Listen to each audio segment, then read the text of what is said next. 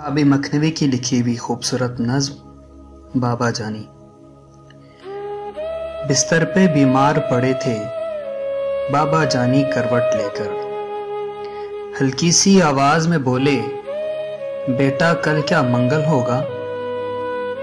गर्दन मोड़े बिन में बोला, बाबा कल तो बुध का दिन है। बाबा जानी सुन ना पाए, फिर से पूछा, कल क्या दिन है। थोड़ी गर्दन मोड़ के मैंने लहजे में कुछ जहर मिला के, मुंह को कान की सीध मिला के धाड़ के बोला, बुध है बाबा, बुध है बाबा, बुध है बाबा।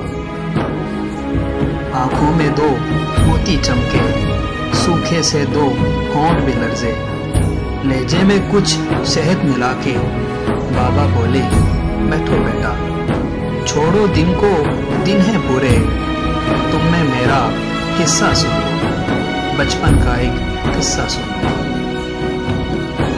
यही जगह थी, मैं था तुम थे, तूने पूछा, रंग बरंगे फूलों पे ये उड़ने वाली, इसका नाम बताओ बाबा। गाल पे बोसा देकर मैंने प्यार से बोला, तितली बेटा।